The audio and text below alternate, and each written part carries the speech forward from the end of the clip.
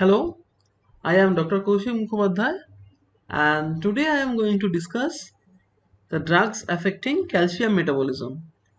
Now before going to drugs, first we have to learn that how the calcium metabolism works, because this concept is very important before we can understand disease and how the drugs are used to modify the disease process. So let's start. Now the physiological roles of calcium. Now you all know that there are multiple roles of calcium throughout almost in every cell in our body. So starting from excitation of neurons, muscle contraction, that means both smooth muscle as well as skeletal muscle. For both type of muscle contraction, secretion of endocrine and exocrine glands, impulse generation in nerves as well as in cardiac cells, and second messenger, yes, of course, for IP3 DAG pathway, you know that calcium is very important, and coagulation. And last but not the least, the structural function of bone and teeth as hydroxyapatite form. Now, about 99% of our calcium is stored inside the body's bone and teeth. So, the level of calcium in our body is about 1000 to 1300 gram, and 99% of that is stored there. Otherwise, if you put aside the level inside the bone, rest we have almost 13,000 milligram, that is almost 13 gram of calcium in other cells. So from there, in extracellular fluid there is 1300 milligram. So let me take a laser pointer.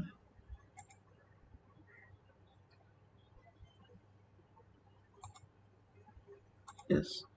So extracellular fluid 1300 milligram. So let's look at how the intake and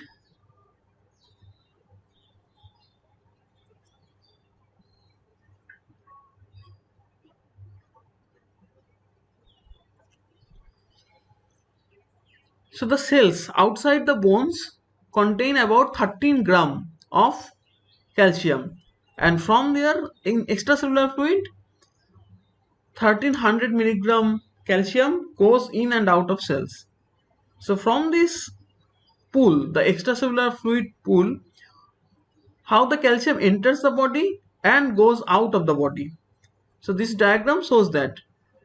So calcium intake is about 1000 milligram per day, absorption about 350 milligram per day, and secretion around 250 milligram per day. So you can see there is net absorption of 100 milligram per day of calcium. And remember, this calcium is mainly absorbed with the help of vitamin D, that we will discuss in the later section. 900 milligram per day almost lost in feces, and 100 milligram per day is lost in urine. In kidney there is filtration of 9980 milligram per day and reabsorption of 9880. So net loss of 100 milligram per day. And remember all these equations, and also the deposition in the bone 500 milligram per day and resorption of 500 milligram per day. Now everything, all of this, what this picture shows is when it is at equilibrium.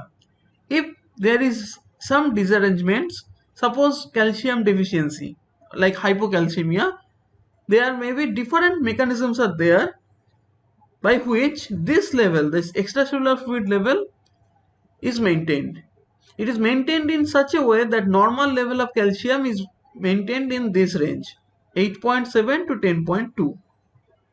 This is very important. If it goes below that, then hypocalcemia will occur and manifestations like tetany can happen. And if it is more than 10.2, then there will be hypercalcemia. So this is very important to keep the level inside this. And remember that the calcium that is present in the extracellular fluid and especially in the blood 50% of them are ionized, and this 50% is actually we can use for different bodies physiology purpose that we will discuss in the last slide.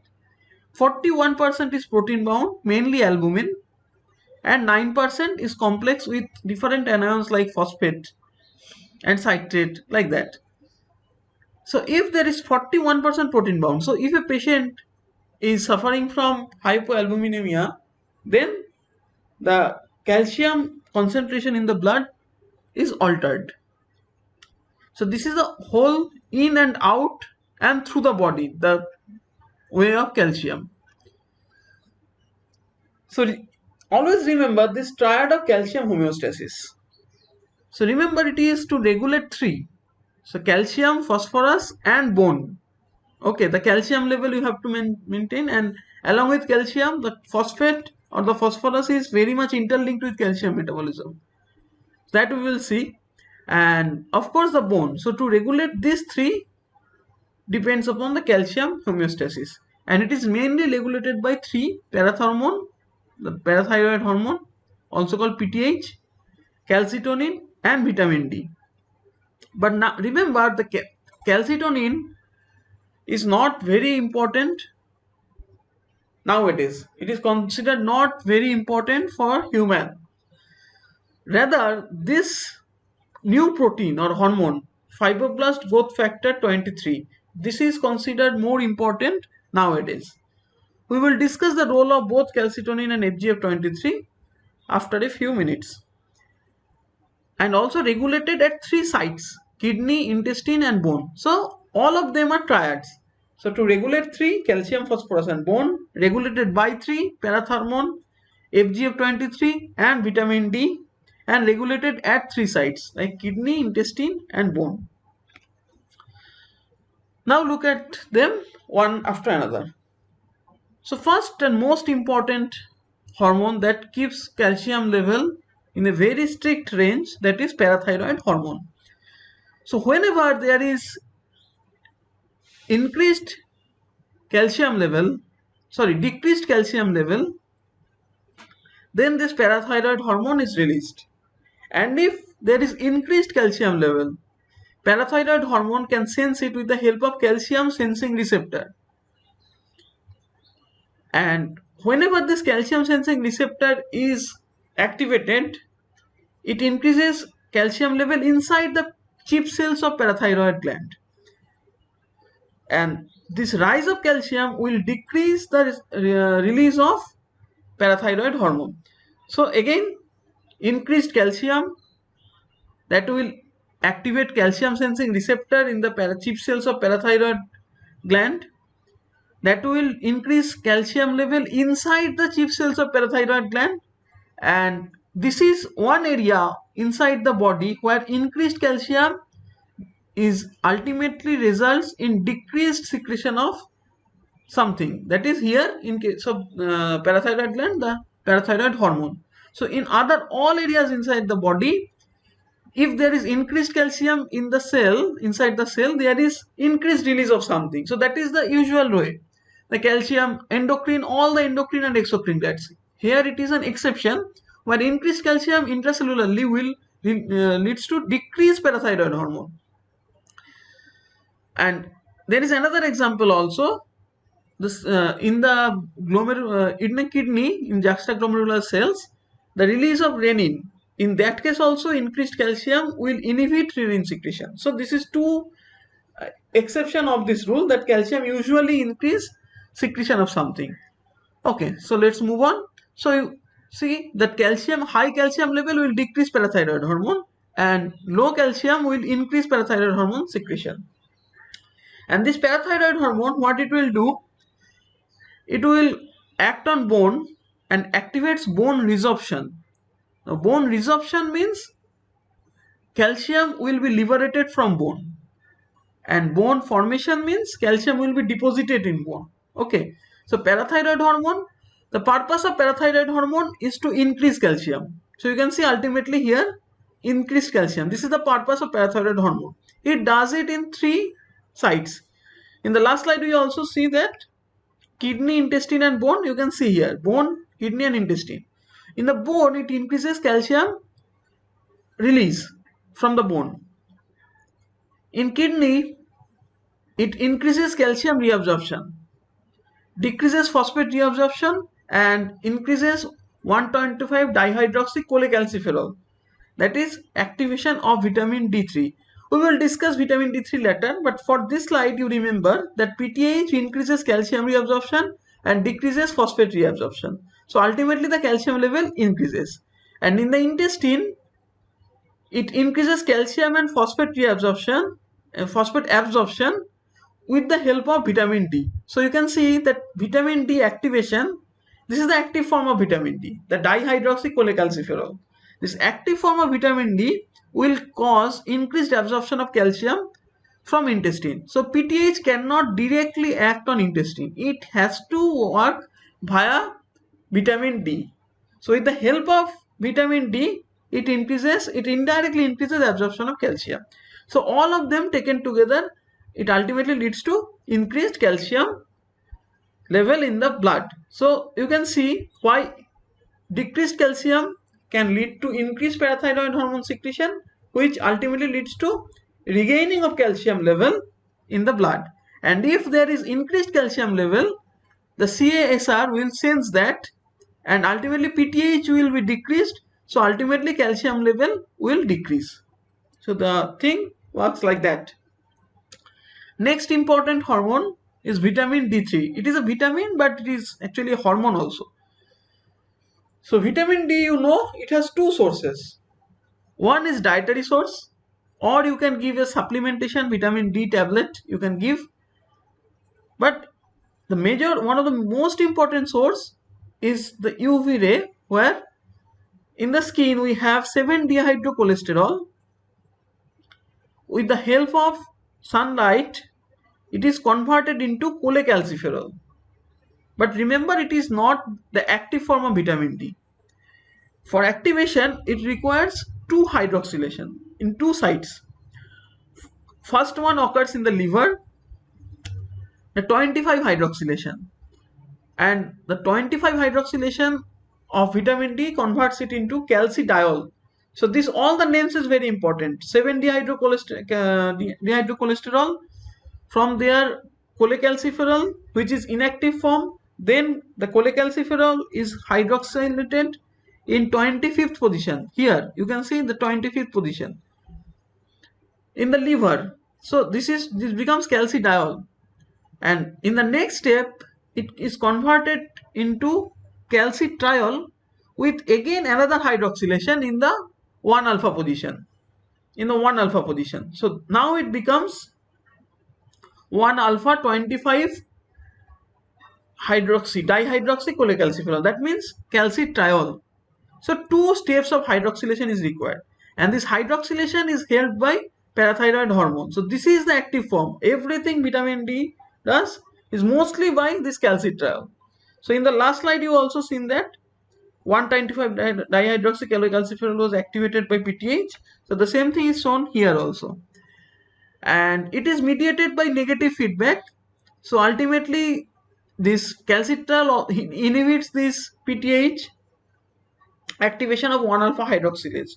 So if there is increased level of vitamin D3, it will automatically inhibit 1-alpha hydroxylase and inhibits its own synthesis. So that is negative feedback.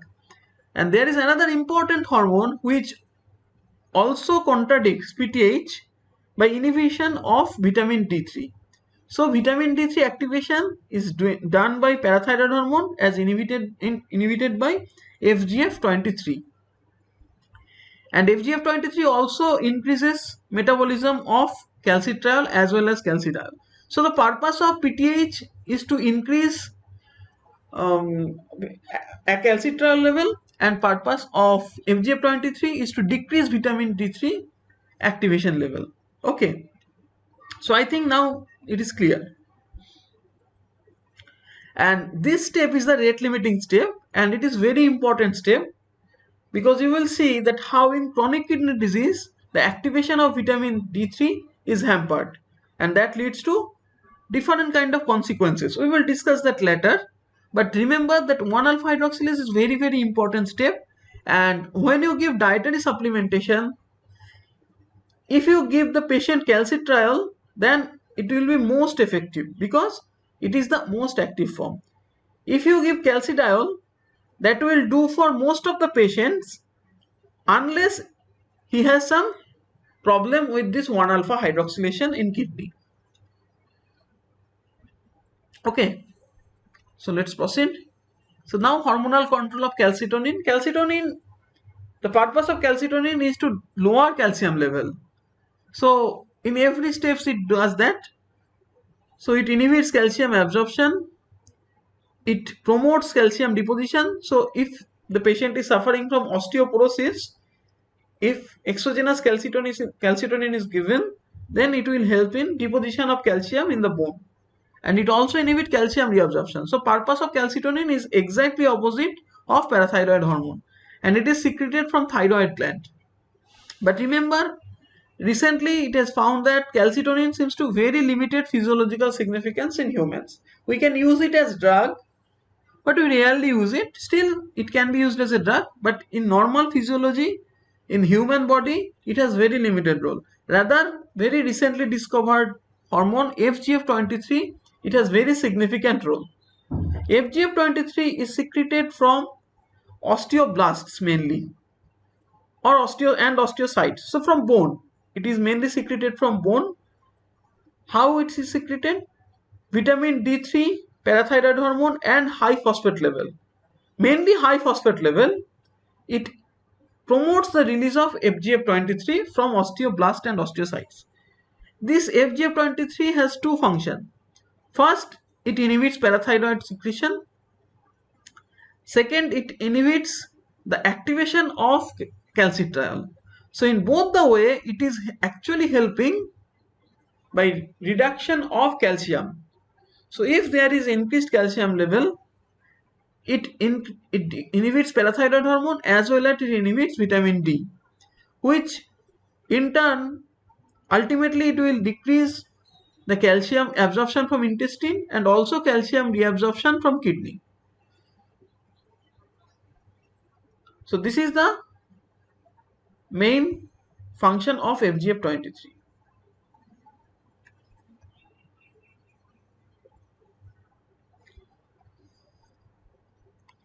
This is a picture which takes everything into consideration. So you can see the most important three sites: intestine, kidney and bone. The most important three sites that regulates calcium.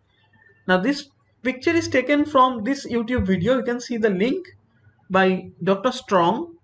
So you can see his video also from here, and you will get a very good insight of calcium homeostasis, and he has also video of hypocalcemia and hypercalcemia. You can go and check out that. So now look at this diagram, how everything is controlled by different hormones. So here hormones is given as a yellow color, the physiologic effects as green, and electrolytes in pink. So the blood level of calcium, it is main the source is dietary. So calcium is absorbed with the help of calcitriol. So very easy to understand. Next, bone. This calcium is deposited in the bone and it is inhibited by PTH. And the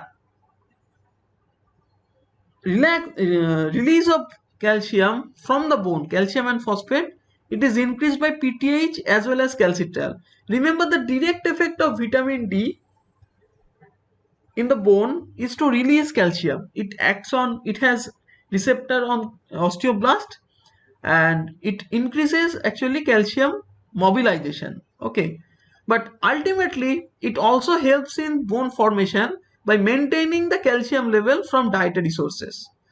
So the net effect of vitamin D3 over bone is to maintain a healthy remodeling of bone.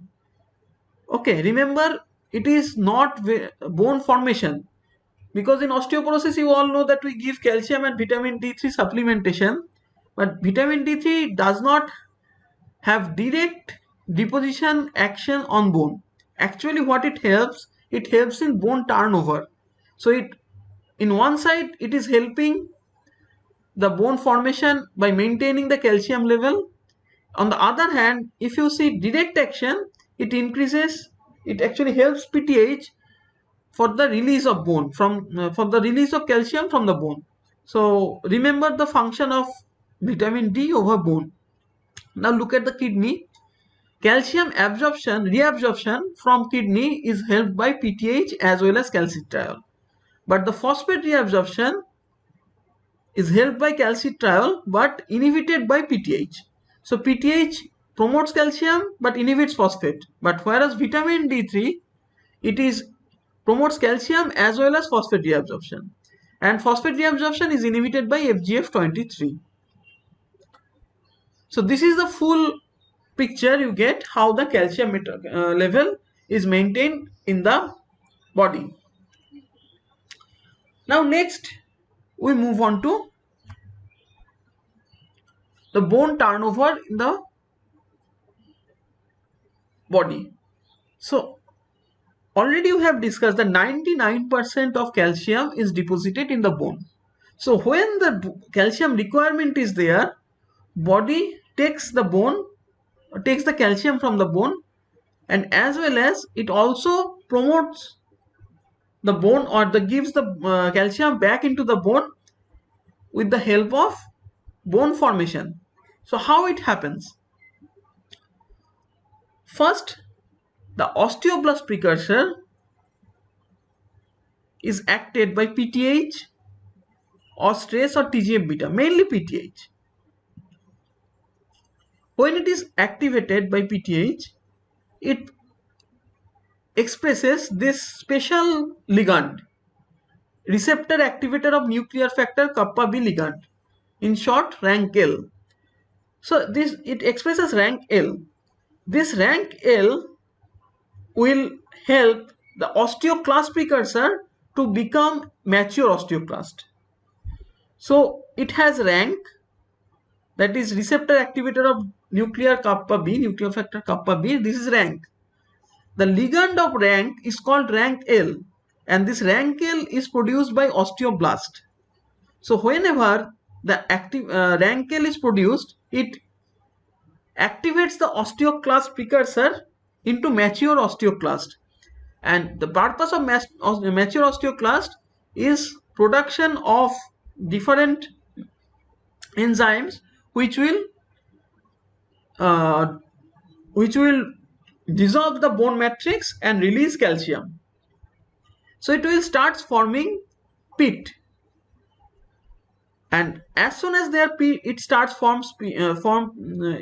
forming pit, there is release of different kind of chemical mediators like TGF-beta, IGF-1, growth factors and cytokines, which will again activate this osteoblast precursor to mature osteoblast, and it will quickly replenish the pit that is formed by mature osteoclast. So that is how first the osteoblast precursor is activated, then it activates osteoclast, then osteoclast different osteoclast precursor fuse together to make a big osteoclast, mature osteoclast, which starts forming a pit, and this pit again replenished by mature osteoblasts, and ultimately that is how bone formation and bone resorption. The pit formation is called bone resorption, and the osteoblast mediated healing of bone is called bone formation or bone deposition. So together this process is very important for maintaining structural integrity of bone and maintaining the Haversian system. So this picture telling you the same. This is from Goodman-Gilman. So you can see the osteoblast is producing RANKL. RANKL is nothing but the ligand of RANK. So that is why it is called RANKL. So this ligand will bind with RANK, and this osteoclast precursor will become the osteoclast, mature osteoclast, and it will start formation of pit. Remember, there is another compound called osteoprotegerine. This osteoprotegerine, its purpose is to catch this rankle so that there is not more rankle is present than required. What will happen if there is more amount of rank L? It will activate osteoclast precursor, and there will be more osteoclast, so there will be more bone formation. Bone resorption. So there will be thinning of bone. Bone will be destroyed by excess rankle. So there is a protective mechanism from body to check the rankle under control, and this is called osteoprotegerine. This osteoprotegerine will bind with rankle so that rankle cannot bind with rank. I think you understand it. So purpose of OPG is to decrease the activity of rankle and rank. This osteoprotegerine is very important for maintaining bone homeostasis. In postmenopausal women, this estrogen is very much important for synthesis of this osteoprotegerine. So in postmenopausal women, that is after menopause, there is decreased osteoprotegerine level, decreased estrogen level. So ultimately this OPG level also decreases. So ultimately the rankle activity is increased. So in postmenopausal women, many times you will see they suffer from osteoporosis, and many osteoporosis patients in postmenopausal women require hormone replacement therapy, and this hormone is nothing but estrogen. They are provided estrogen or estrogen-like drug that we will discuss later. The management of osteoporosis we will discuss later in detail. But for now, you remember this estrogen will increase the synthesis of osteoprotegerine, which will ultimately decrease the rankle binding with rank, and osteoclast activity will remain under control. Now the whole thing, I have given you this video. I am showing you here in this video. You try to follow this video. It is everything what I have just said, and the video link is also given here. So let's look at that. At the initiation of bone remodeling, lining cells move apart to expose the bone surface, become osteoblasts, and begin expressing rank ligand.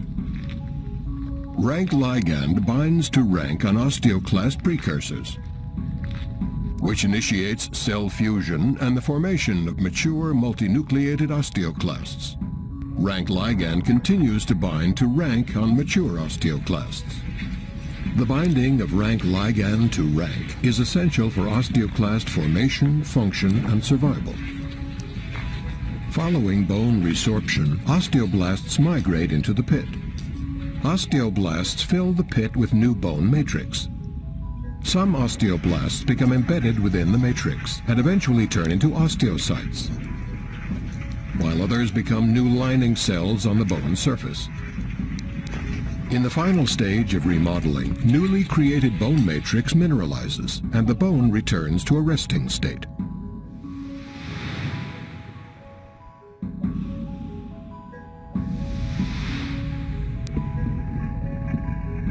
The process of bone remodeling is regulated by factors including estrogen and OPG. Estrogen limits the amount of rank ligand expression by osteoblasts, and OPG blocks the binding of rank ligand to rank, thereby reducing osteoclast activity. In postmenopausal women, reduced levels of estrogen lead to increased expression of rank ligand by osteoblasts. Excessive rank ligand overwhelms OPG, leading to more osteoclasts, increased bone remodeling activity, and greater bone loss.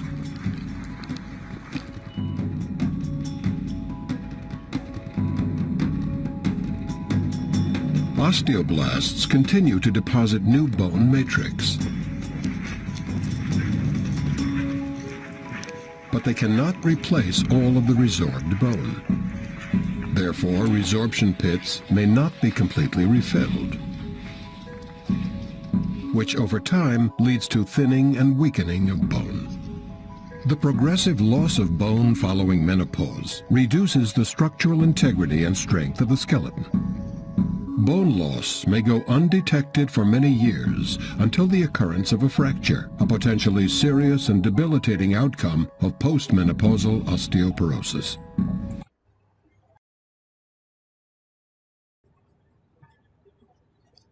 Now let's look at the influences affecting bone turnover. There are some agents that will increase the resorption of bone, and there are some agents that will decrease the resorption. That means it will promote bone formation. Now,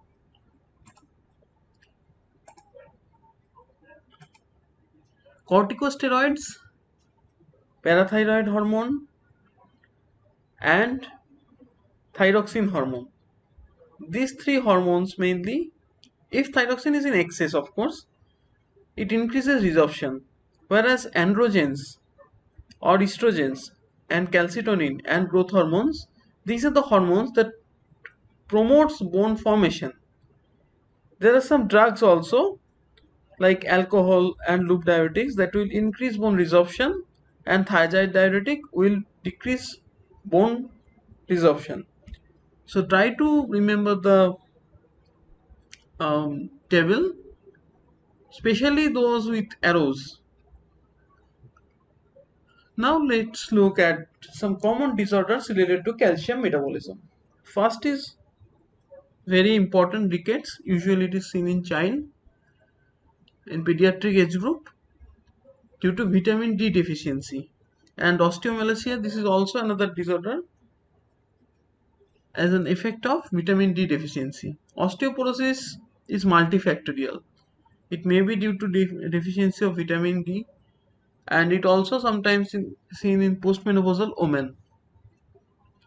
Hypocalcemia and hypercalcemia, as the name suggests, it is increased level of calcium, the hypercalcemia, and decreased is hypocalcemia. Paget's disease is a bone disorder, again a defective bone turnover disorder rather, that makes a very fragile bone, and there is a high chance of fracture also, pathological fracture. Now, two more diseases that is very much related to calcium metabolism you must know, that is secondary hyperparathyroidism in patients with chronic kidney disease. Now, the chronic kidney disease patients are very prone to develop secondary hyperparathyroidism. Why? That I will discuss in the next slide. But before that, you also remember that there is another entity, that hypercalcemia, a special condition for malignancy. So in different malignancy, there is hypercalcemia. There are multiple reason for that. One of the most important reason is secretion of parathormone related peptide, PTH-RP. There are some malignancy which increase secretions of peptides which are very much similar to parathyroid hormone. So you can assume the purpose of parathyroid hormone to increase calcium level in the blood. So this kind of malignancy, by secreting PTH-RP, it also causes hypercalcemia. Now remember, this PTH-RP, it increases calcium reabsorption, but it does not have any effect on vitamin D. Another mechanism of hypercalcemia in malignancy is that some malignant tumors causes osteolytic lesion. So it deposits in the bone surface and causes high osteolytic activity. So there is increased function of osteoclasts. So again, the same mechanism, by destroying the bone, it causes hypercalcemia. Now let's look at how the secondary hyperparathyroidism occurs in patients with chronic kidney disease. So in chronic kidney disease, the main problem is reduced glomerular filtration rate. So if reduced glomerular filtration rate is there is phosphate retention or hyperphosphatemia, and also there is reduction of 125 dihydroxy D3, that is calcitriol, because renal parenchyma is damaged. So the 1-hydroxylation of vitamin D3 or calcitriol is hampered. Hyperphosphatemia will also cause increased FGF23. We have discussed earlier that hyperphosphatemia is the most important factor that increases FGF23 release from bones. So in chronic kidney disease, there is reduction of vitamin D3 and also increased phosphate level causes increased FGF23, and ultimately both of them will causes hypocalcemia, because you know that FGF23 also inhibits vitamin D3. So hypocalcemia will finally causes secondary hyperparathyroidism, because if calcium level is decreased, then calcium sensing receptor in the parathyroid gland will not get activated. So ultimately the parathyroid hormone secretion will be increased. Also there are multiple other factors like vitamin D sensitive receptor. It is present in the parathyroid gland, which again controls the secretion of parathyroid hormone. So that is also diminished. So ultimately taken together, there is increased FGF23 level and decreased vitamin D3 level causes hypocalcemia, which triggers the release of hyperparathyroidism. So that is why in many patients of CKD we get secondary hyperparathyroidism.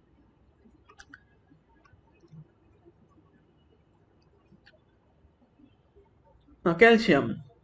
Now this the hyperparathyroidism, what it will do? It will ultimately destroy the bone. So that is why it is called CKD BMD. That is chronic kidney disease induced mineral bone disorder. So ultimately there will be destruction of bone because of hyperparathyroidism. Okay, let's move on to the drugs. So first and most important drug is calcium. Now most important because it is very much used in case of osteoporosis, and also if it is hypocalcemia and tetany is occurring, then it is a life-saving drug. In that case we give calcium gluconate intravenous over 10 minutes. Try to remember the dose also, because it is very important and that will save a patient.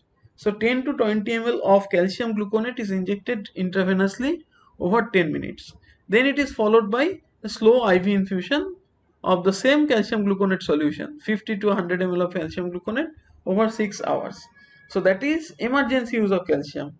But when the patient is suffering from osteoporosis, you require more continuous or more chronic administration. So for that you require dietary supplement, and dietary supplement is also given in case of child, pregnant patients, and for lactating mothers. This is given mainly in calcium carbonate form. Next, parathyroid hormone. Now we do not use parathyroid hormone as a drug itself, because it has very low THF. But we can use a recombinant parathyroid hormone, that is teriparatide. Use recombinant parathyroid, which is relatively long acting. It is not very long acting. It acts.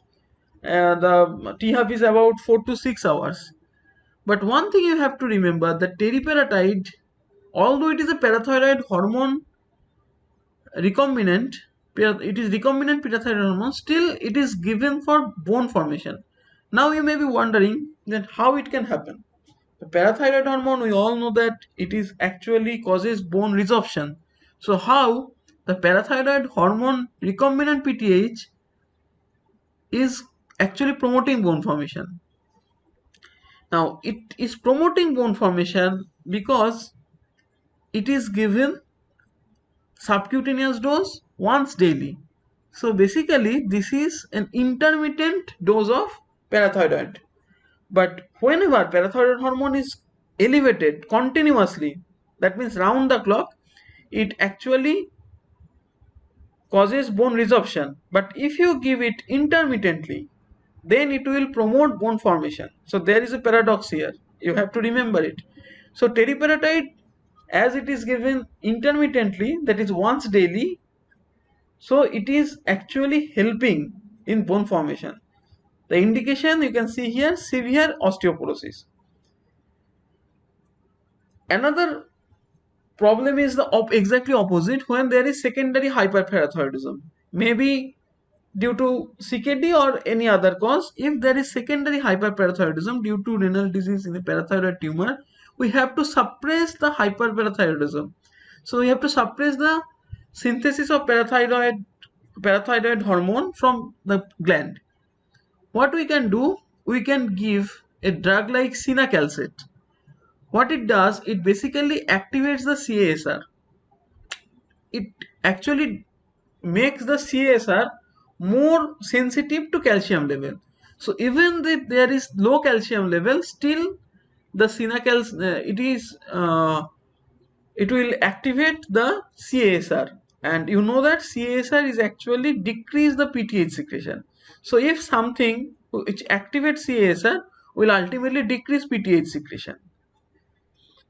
So if you give cinacalcet for a patient of secondary hyperparathyroidism, that will decrease the hyperparathyroid level and that will decrease the bone damage also. So that is why cinacalcet is an important drug. Next, vitamin D as a drug. We have discussed it as a hormone, but remember vitamin D2 and D3 are equally active, but in human body more physiologically important is vitamin D3. And vitamin D3, as you can remember, it requires two-step activation. First is 25 hydroxylation in the liver, then 1-alpha hydroxylation in the kidney. And 1-alpha hydroxylation is the main rate limiting step, which is helped by PTH and inhibited by FGF23. So again the same thing, it increases the calcium absorption by increased synthesis of calbindin. This is a protein which helps in the absorption of calcium. Second, it increases reabsorption of calcium as well as phosphate. And finally, it enhances the calcium deposition, but not directly. Remember, it only maintains the calcium level so that it actually helps in bone turnover. Its direct action is to increase bone resorption, but indirectly it helps in very healthy bone turnover by maintaining the serum calcium level. So if there is a patient is suffering from kidney disease, like we saw earlier in this slide here, so if the patient is CKD, then you can see, you already saw that there is decreased activation of vitamin D3 level due to two reasons. First, as there is kidney parenchymal damage, there is 1-alpha hydroxylation is hampered. Second, high level of FGF23 will decrease the activation. So if such a patient of CKD, if you give calcidiol, it will not help, because calcidiol is 25 hydroxylation of vitamin D3, but it will ultimately, it must be converted into 1-alpha 125 dihydroxy cholecalciferol, but the kidney is already hampered. You know that 1-alpha hydroxylation is not working. So if you give simple calcidiol, it will not act. So you have to give alpha calcidiol, that is 1-alpha hydroxylated form, or you can give calcitriol directly, which is the active form of vitamin D3.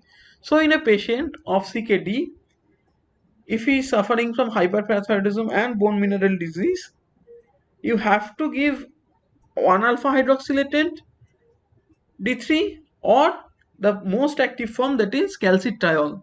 Otherwise it will not work. The indication of vitamin D is renal bone disease, vitamin D dependent ricket, vitamin D resistant ricket. In case of vitamin D resistant ricket, you have to give high concentration of vitamin D, and also hypoparathyroidism, because if the patient is suffering from hypoparathyroidism, the activation of vitamin D is again hampered, so you have to replenish the calcitriol. Next, very important drug, bisphosphonates, and it is very important for your examinations also. Now, how bisphosphonates work?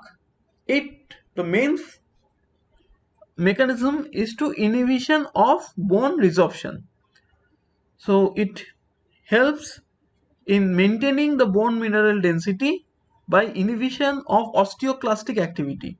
How it inhibits that? Remember, actually the there is pyrophosphate in the bone. In the hydroxyapatite form, the calcium deposited form, there is pyrophosphate. So the pyrophosphate looks like this. There is an oxygen molecule and the total pyrophosphate molecule looks like that. And bisphosphonate is looking similar, but here in place of oxygen there is a carbon molecule. You can see this carbon molecule overall increases the stability of this molecule, the bisphosphonate. So it is like pyrophosphate, but it is not quite pyrophosphate because of its increased stability. So whenever a patient takes this drug, the bisphosphonates, it goes and is um, deposited in the bones just like other pyrophosphate. So it remains in the bone. Then what happens? Suppose it is deposited in the bone. So you can see patient has taken this drug bisphosphonate and it is throughout his body, it is deposited along with calcium. So whenever a osteoclast, after activation, it starts formation of pit. You remember that osteoclast form a pit and it starts bone destruction by forming this pit. So whenever it forms a pit, it is a very low pH area. So as soon as it dissolves the bone matrix, it also dissolves the bisphosphonate. This bisphosphonate goes inside of osteoclast and it induces apoptosis. So that is the mechanism. So bisphosphonate, when a patient takes it, it goes and binds with the bone. Whenever there is osteoclastic activity, it goes inside the osteoclast and it promotes apoptosis. It has other mechanisms also, but it is only seen for amino bisphosphonates or second and third generation of bisphosphonate. So before that we discuss what is the generation. So there are three generations: first generation, second generation and third generation. First generation is etidronate with very low relative potency. Then came the second generation drugs like alendronate, pamidronate. These drugs are relatively higher potency, and the modern drugs are risedronate and zoledronate. They have very high potency, so they are very much active, and they are not only the potency. The second and third generation like alendronate, risedronate and zoledronate has one important advantage also. So the advantage is, it is not only it promotes apoptosis, it also inhibits the mevalonate pathway, which leads to inactivation of osteoclasts. So again, this is the description of bisphosphonate mechanism. So initially BPN localizes in the acidic zone under the osteoclast. When calcium ion are released from the bone surface due to high acidity, BPNs are also released. So you can see here BPNs are also released. So it is incorporated in the osteoclast. So ultimately it results in accelerated apoptosis of osteoclast, reducing their number. So you can see apoptosis. So if it is apoptosis happens of osteoclast, the bone will remain as it is. And there is another mechanism that it causes disruption of cytoskeleton and ruffled border of osteoclast. That is this border. This border, there is disruption of this border and also interleukin 6 inhibition, which affects osteoclast precursor differentiation. So ultimately the osteoclast formation is also inhibited. So taken together, the first two is seen in case of only first generation and also second and third generation. But this second mechanism, that is the inhibition of mevalonate pathway of osteoclast, it is only seen in amino BPNs, that is alendronate, zoledronate, risedronate, drugs like that. Now most of the bisphosphonates are given via intravenous route. This risedronate can be given via oral route. But remember that one of the major adverse effect of these bisphosphonates, especially if it is taken in orally, is esophageal reflux disease and peptic ulcer. So whenever, and this adverse effect also increases with food.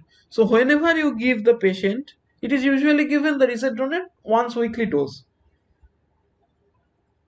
Whenever you give the patient this risedronate, you have to tell the patients, please take it with plenty of water, as much as water you can drink in empty stomach, and also remain upright for at least 30 to 60 minutes. So this should be told to the patients.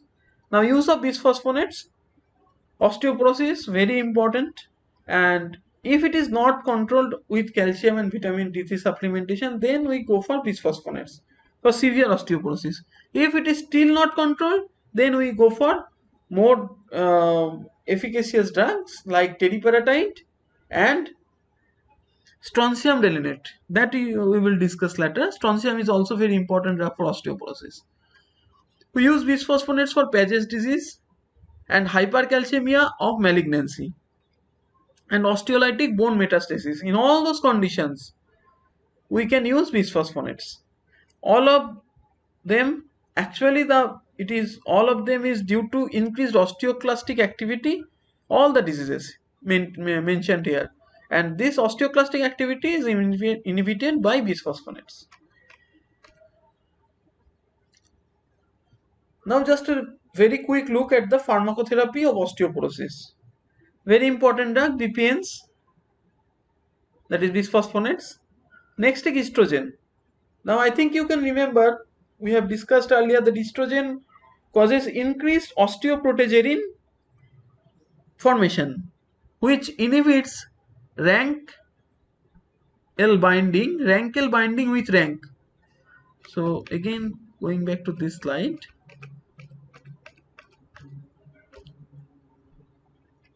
here. So you remember osteoprotegerin, it was inhibiting the rank L from the binding of rank, which will ultimately increases osteoclast formation.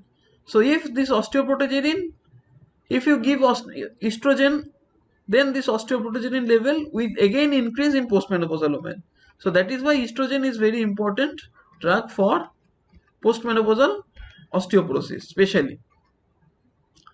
Next is ACRM, selective estrogen receptor modulator. It is same as estrogen. Basically, the difference with estrogen is that this ACRM, like tamoxifen, raloxifene, they are estrogenic in some site and anti-estrogenic in some site. Like the aloxifene, it has anti-estrogenic effect on breast, so it inhibits breast cancer also, and it has estrogen-like activity in bone, so it promotes bone formation. So that is why it is called ACRM, selective estrogen receptor modulator. You will learn this in detail when you read about estrogen. Then next drug is very important, calcium and vitamin D. Most of the patients will receive this until there is very severe osteoporosis. Next is calcitonin, denosumab. Remember, denosumab, it is a monoclonal antibody, and it is an antibody against rank. So by inhibition of rank action, it decreases osteoclastic activity. So it is a very important drug for advanced osteoporosis. Then thiazides, diuretics. Thiazides increases calcium level, so it decreases calcium excretion via kidney and increases calcium level in blood. So you can use thiazides in osteoporosis. And strontium renilate. Strontium renilate, you can see all these drugs are anti-resorptive. That means it inhibits the bone resorption.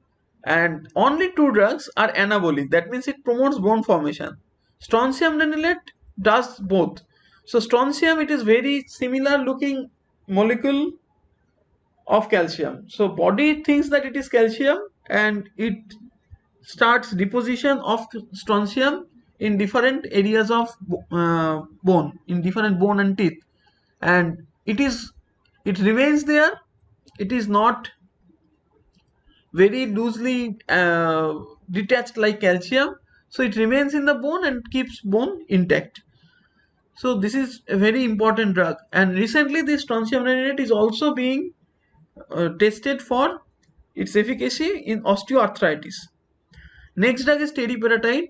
It is again parathyroid, recombinant parathyroid hormone, but as we are giving it intermittently, it has bone formation. It is more bone formation like activity rather than the original hyperparathyroidism case, where the continuous rise of high level of parathyroid hormone will increase bone resorption. Then a very quick look at the pharmacotherapy of hypercalcemia and hypocalcemia. Hypercalcemia, most important treatment is adequate hydration with normal saline.